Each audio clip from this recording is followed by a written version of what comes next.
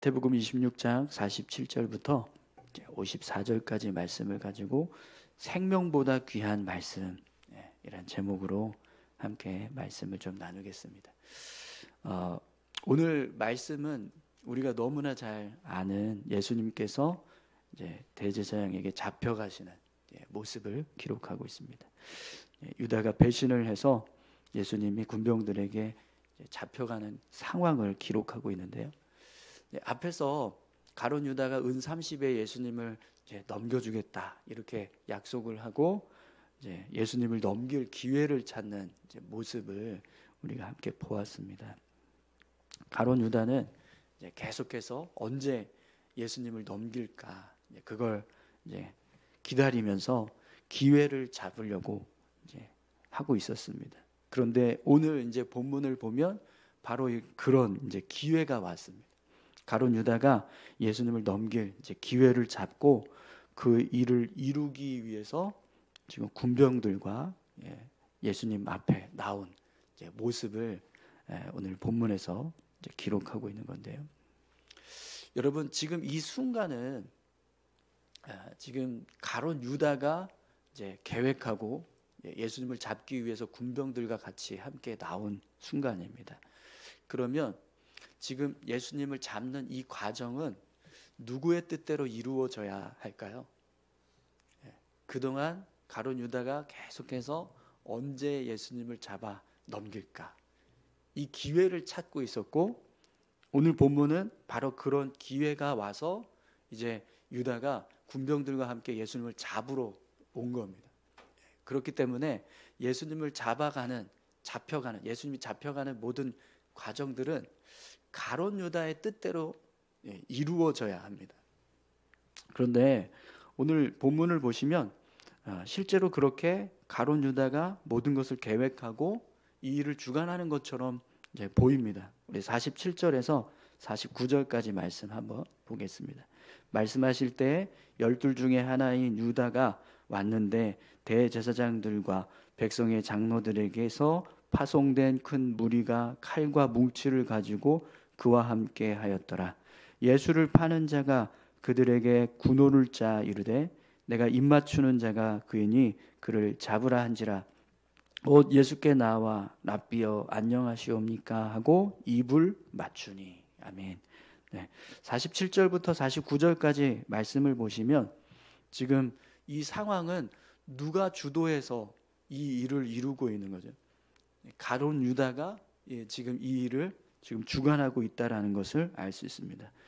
유다가 군병들에게 군호까지 짜서 내가 입맞추는 사람이 바로 예수니까 그 사람을 잡아라 이렇게 이야기를 합니다. 그리고 예수님께 실제로 나와서 입을 맞추는 거죠. 야, 랍비요 안녕하십니까 이러면서 입을 딱 맞추는 거예요. 딱 이 모습을 보니까 군병들이 이 사람이구나 하면서 예수님을 잡아가야지 하는 이런 상황이 지금 벌어지게 되는 거죠. 근데 지금 이 모습만 보면 예수님이 잡혀가고 있는 이 모든 상황이 가룟 유다의 뜻대로 이루어지는 것처럼 보여요.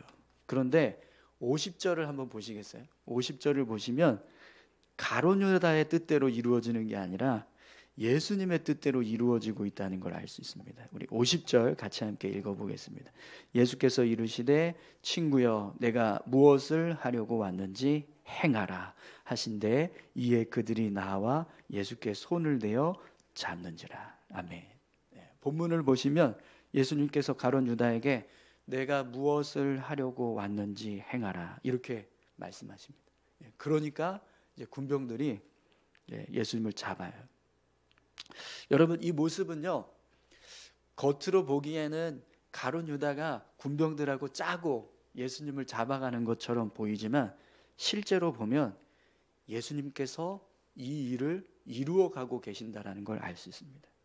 왜 그러냐면 여러분 한번 생각해 보십시오. 예수님이 어떤 분이시죠? 하나님의 아들이시잖아요. 오늘 본문에서도 보면 예수님이 이런 말씀을 하세요. 53절 말씀 함께 보겠습니다. 너는 내가 내 아버지께 구하여 지금 12군단 더 되는 천사를 보내시게 할 수 없는 줄로 아느냐. 이게 무슨 말이죠? 예수님이 지금 한마디만 하면 하늘에서 천군 천사 12군단이 다니는 천군 천사가 내려와서 예수님을 잡아가려고 하는 군병들을 다 진멸할 수 있는 상황이 얼마든지 있다라는 겁니다. 예수님은요 실제로 자신의 능력만으로도 충분히 군병들로부터 자신을 보호할 수 있습니다.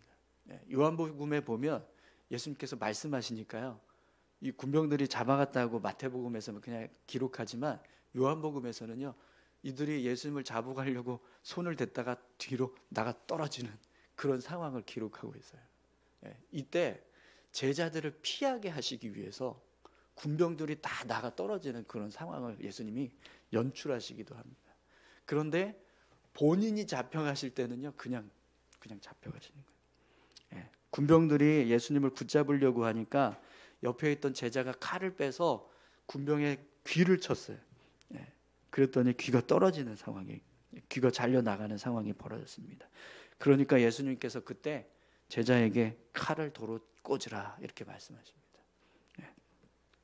그러면서 이 53절에 말씀을 하시는 거예요. 너는 내가 내 아버지께 구하여 지금 12군단 더 되는 천사를 보내시게 할 수 없는 줄로 아느냐, 이렇게 말씀하시는 거죠. 예수님은 지금 얼마든지 이 상황을 피할 수 있는 능력과 권세가 있는 분이십니다. 그럼에도 불구하고 예수님께서 가룟 유다에게 내가 하려는 그 일을 하라 이렇게 말씀하세요.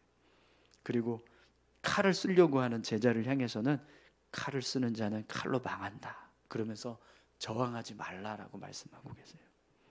이 상황을 한번 생각해 보십시오.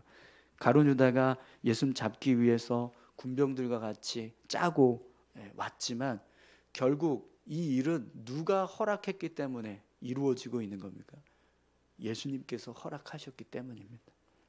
예수님께서 예수님의 뜻대로 지금 이 일을 이루어가고 계신다라는 거예요. 예수님께서 이 순간에 예수님을 잡으려고 하는 것을 허락하지 않으셨다면 여러분 어땠을까요? 뭐 수백 수천만의 군대가 와도 절대 예수님 못 잡습니다. 근데 예수님께서 그걸 허락하셨으니까 잡을 수 있는 거예요. 그럼 여러분 왜 예수님이 이 상황을 허락하셨을까요? 오늘 이제 본문을 보면 예수님께서 그 이유를 이렇게 말씀하세요. 54절 말씀 함께 읽겠습니다. 내가 만일 그렇게 하면 이런 일이 있으리라 한 성경이 어떻게 이루어지겠느냐 하시더라. 아멘. 예수님께서 이 모든 상황을 허락하시는 이유는요, 하나님의 말씀을 온전히 성취하기 위해서, 구약의 예언이 이루어질 수 있도록 모든 상황을 허락하고 계신다라는 거죠. 결국 여러분 지금 예수님께서 구약의 예언을 성취하기 위해서 이렇게 하셨다라는 건 뭘 하셨다는 거예요? 하나님의 말씀에 순종했다라는 겁니다. 하나님의 말씀이 이루어지도록 지금 자기 자신을 순종하고 계신다. 하나님을 향해서 순종하고 계신다라는 거죠.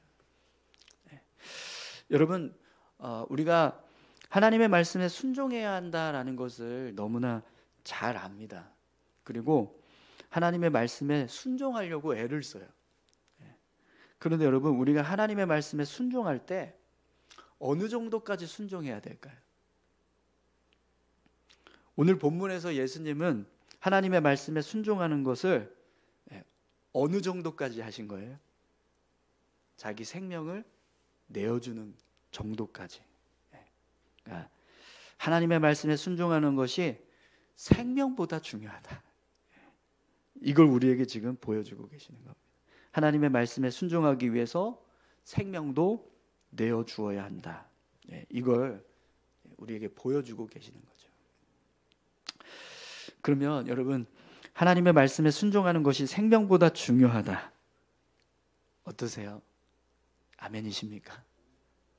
네. 하나님의 말씀에 순종하기 위해서 생명도 내어드릴 수 있어야 한다. 아멘이신가요? 네. 네. 그러면 여러분 한번 하나님의 말씀에 순종하는 모습, 우리가 하나님의 말씀에 순종하는 모습을 한번 생각해 보십시오.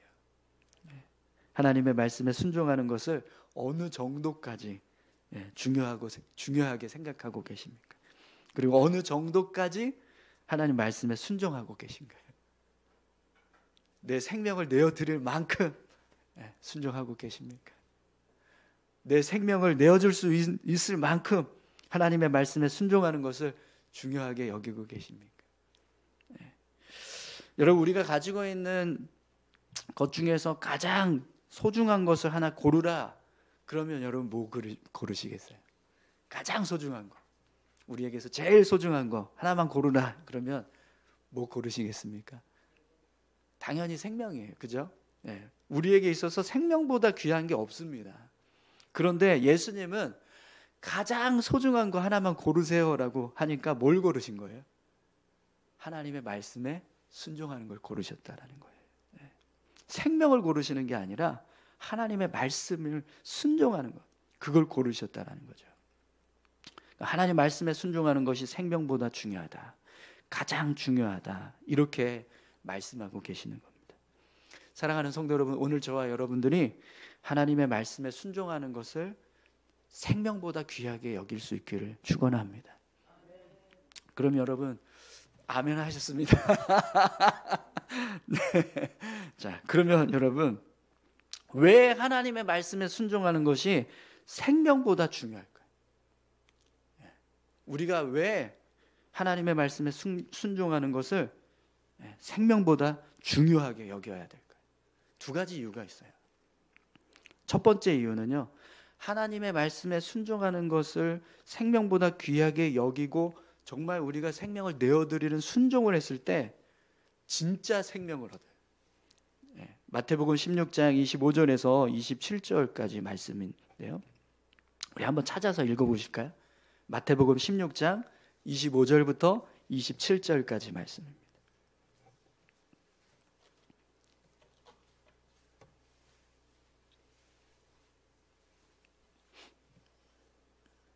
다 찾으셨습니까? 한번 같이 읽어보겠습니다.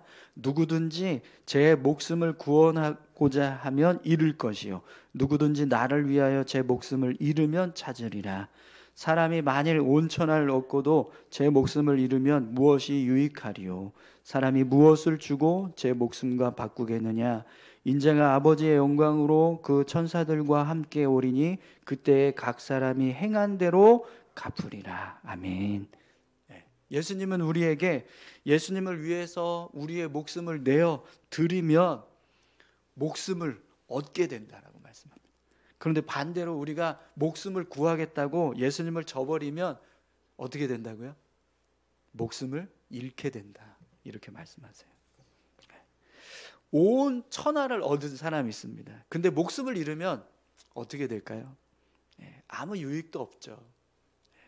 예수님께서 우리에게 이렇게 말씀하세요. 인자가 아버지의 영광으로 천사들과 함께 올 때 각 사람이 행한 대로 갚으리라.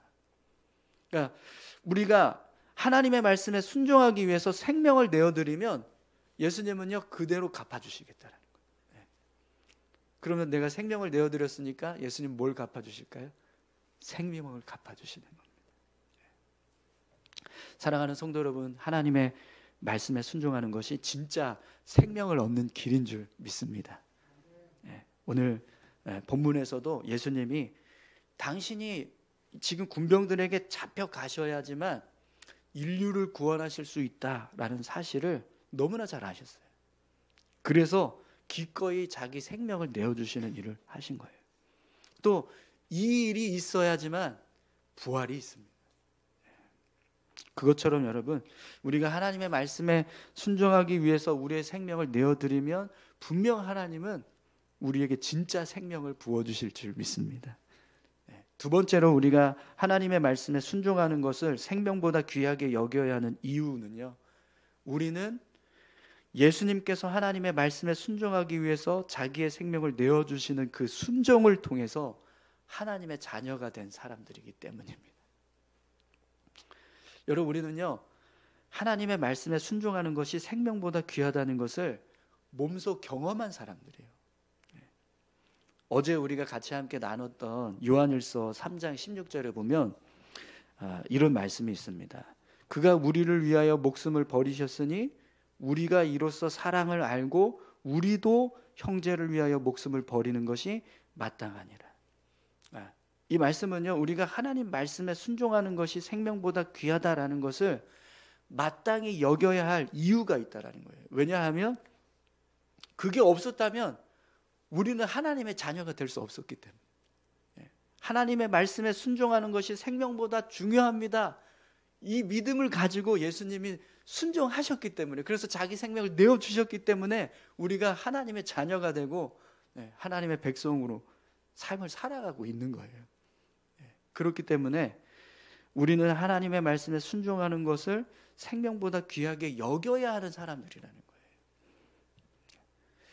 사랑하는 성도 여러분, 분명 하나님의 말씀에 순종할 때 우리가 진짜 생명을 얻게 되고, 또 우리는 이미 그 순종을 통해서 참된 생명을 얻은 사람들이 된 줄 믿습니다. 그렇기 때문에 여러분, 오늘 저와 여러분들이 정말 말씀에 순종하기 위해서, 하나님의 말씀을 순종하는 것을 정말 생명보다 귀하게 여기고 그 말씀에 순종하기 위해서 힘쓰며 살아가는 믿음의 삶을 살아가실 수 있기를 축원합니다. 우리 같이 함께 기도하시겠습니다. 함께 기도하실 때 하나님, 우리가 하나님의 말씀에 정말 순종하기 위해서 생명을 내어드릴 수 있을 만큼 그렇게 하나님 말씀을 귀하게 여기고 그 말씀에 순종하는 믿음의 삶 살아갈 수 있도록 인도해 주십시오. 우리 이렇게 같이 함께 기도하시겠습니다. 함께 기도하시겠습니다. 하나님 아버지, 감사합니다. 우리를 붙들어 주시고